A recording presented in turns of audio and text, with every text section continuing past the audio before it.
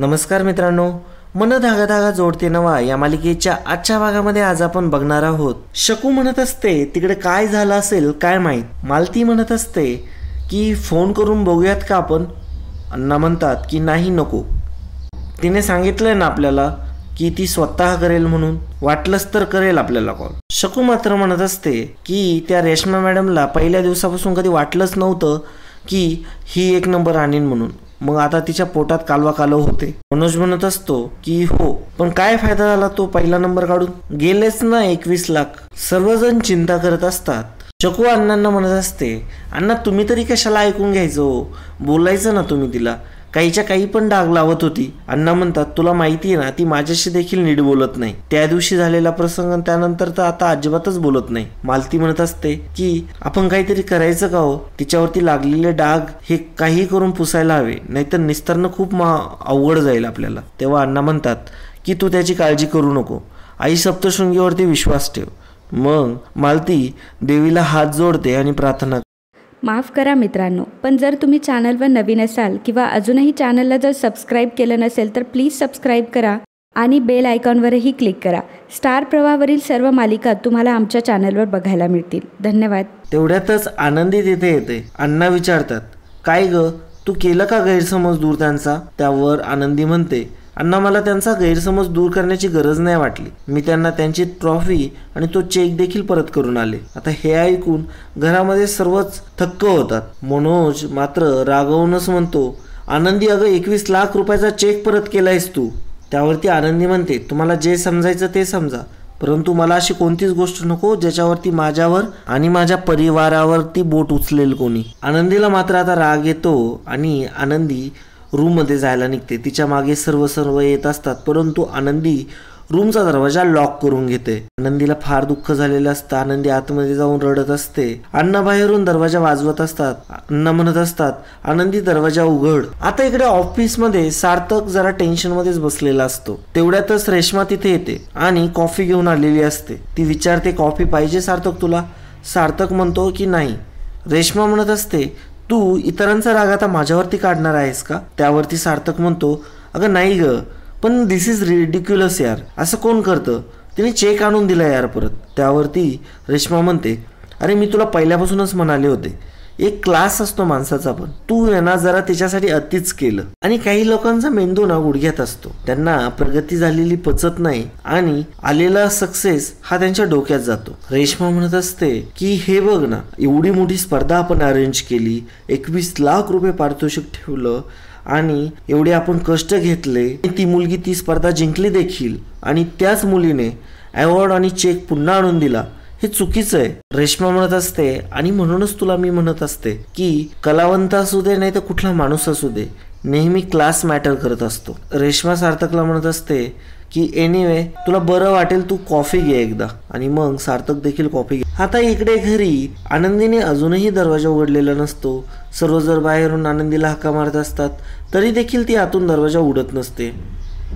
तेवढ्यातच गायत्री आत्ता आलेली असते. ती म्हणत असते, आपल्या आनंदीने सर्व काही करून दाखवलं, कुठे आहे आनंदी. आणि घरातच जी शांतता बघून गायत्रीला डाऊट येतो. ती विचारू लागते, काय झालंय नेमकं, मला कोणी सांगत का नाहीये, कुठे आनंदी. ती अण्णांजवळ येते आणि म्हणते, दादा काय झालंय. तेव्हा अण्णा म्हणू लागतात की अगं काहीच ठीक नाहीये, सगळ्याच गोष्टी बिघडल्यात. गायत्री म्हणत असते की म्हणजे नेमकं झालंय काय, आनंदी ठीक आहे ना. आणि अण्णा मग गायत्रीला दरवाजापासून बाजूला घेऊन जातात आणि तुला सर्व सांगतो असं म्हणतात. आता इकडे सार्थक ऑफिसमध्ये खूप टेन्शन मध्ये असतो. त्याला सर्व आठवत असतं, कशा प्रकारे आनंदीने ती ट्रॉफी आणि चेक परत केलेला असतो. आनंदी म्हणत असते, माझी अजून किती बदनामी करणार आहात, मला हा तुमचा चेकही नको आणि तुमची ट्रॉफीही नको, मला तुमच्या कंपनीशी कोणताही संबंध ठेवायचा नाही. आणि अशा प्रकारे सार्थकला खूपच जास्त वाईट वाटत असतं. सार्थक विचार करत असतो. आता इकडे दुसरीकडे आनंदी मात्र रूम मध्ये स्वतःला कोंडून घेऊन विचार करत असते. तिला आठवत असतं रेश्माने कशा प्रकारे तिला धमकी दिलेल्या असतात, बोललेली असते. रेश्मा म्हणत असते की लोकांनाही आणि जगालाही कळू दे की हे पारितोषिक असंच नाही मिळालं, त्यासाठी बरीच तडजोड करावी लागली तुला. 21 लाखाचं पारितोषिक असंच थोडी मिळतं. आनंदीला रेश्माचा शब्दाना शब्द आठवत असतो. रेश्मा म्हणत असते, मी तर तुला वेडी समजत होते, परंतु तू तर स्मार्ट निघाली. तू सार्थकला किती मस्त जाळ्यात अडकवलं. आनंदी वर्तक, तू जिंकली नाहीये, तुला जिंकवलं गेलंय. हे ऐकून आनंदीला मात्र फारच वाईट वाटलेलं असतं तेव्हा, आणि आताही वाटत असतं.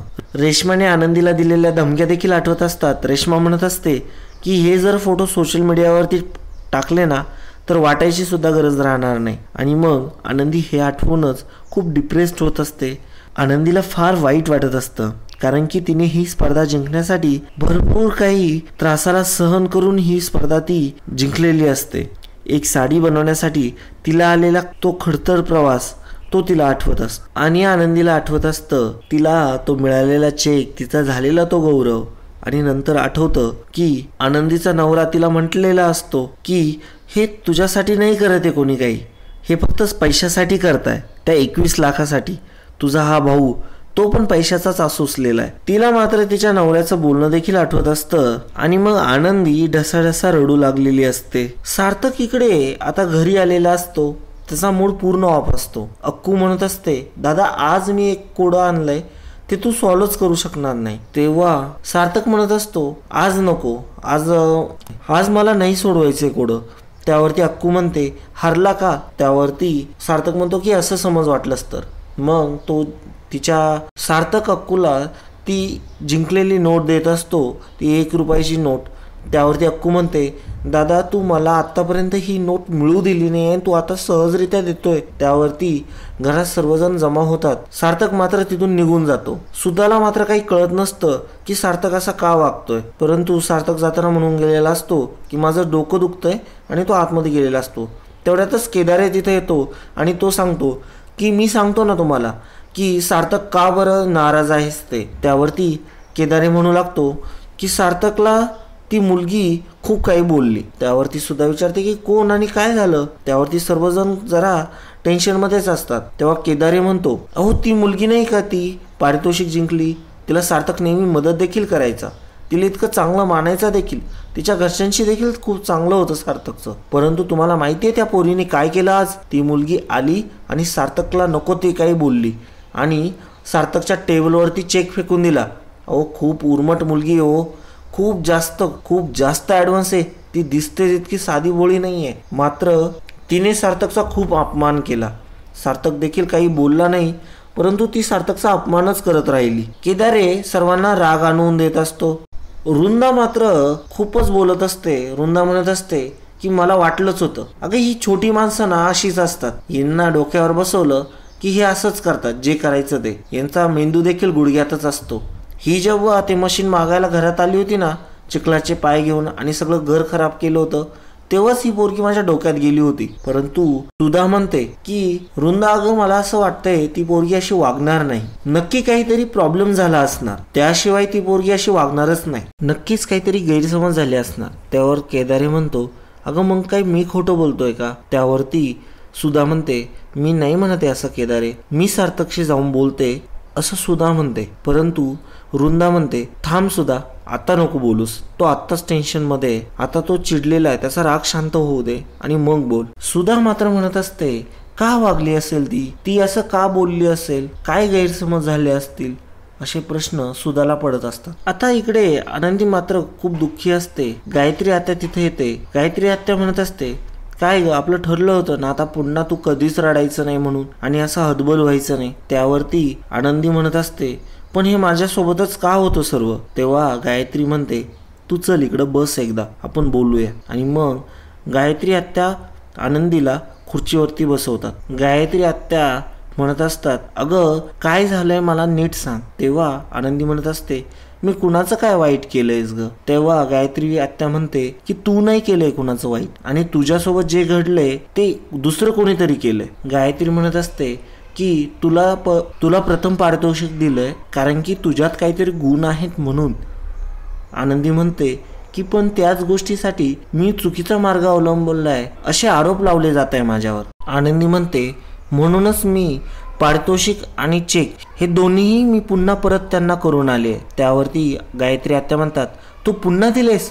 अगं कधीतरी आपण डोक्याने शांत राहून विचार करायचा असतो, आणि आपण काय वागतो, आपण काय बोलतो हे जर आपल्याला कळत नसेल ना तर आपण मोठ्यांचा सल्ला घ्यायचा असतो. एनिवे, मी समजू शकते तू कोणत्या सिच्युएशन मधून चालली येते. गायत्री आत्या म्हणत असते, आता ते जाऊ दे, परंतु उद्या सर्वात महत्त्वाचं काम आहे. तेव्हा आनंदी म्हणते की कोणतं काम. तेव्हा गायत्री आत्या म्हणते, उद्या तुझी आणि अंशुमनच्या डिवोर्स केसची सुनवाई आहे, मला त्याची नोटीस आली आहे. तेव्हा गायत्री म्हणते की आपल्याला उद्या कोर्टात जायचंय. आणि मित्रांनो, आजचा भाग इथे संपतो. पुढील भागामध्ये आपल्याला बघायला मिळणार आहे. दुसऱ्या दिवशी सार्थक आनंदीच्या घरी आलेला असतो. आनंदीची वहिनी मात्र सार्थक वरती चिडते आणि म्हणते, तुम्ही काय करता इथे. त्यावरती सार्थक म्हणतो, अहो पण मी इतकं काय बिघडवलंय त्यांचं. तेव्हा आनंदीची वहिनी म्हणते की तुमच्यामुळे तिच्यावरती किती घाणेरडा आरोप करण्यात आलाय तिच्यावर, आणि तुम्हीच विचारताय की तुम्ही काय बिघडवलंय. सार्थक म्हणतो की काय म्हणायचंय तुम्हाला. आनंदीची वहिनी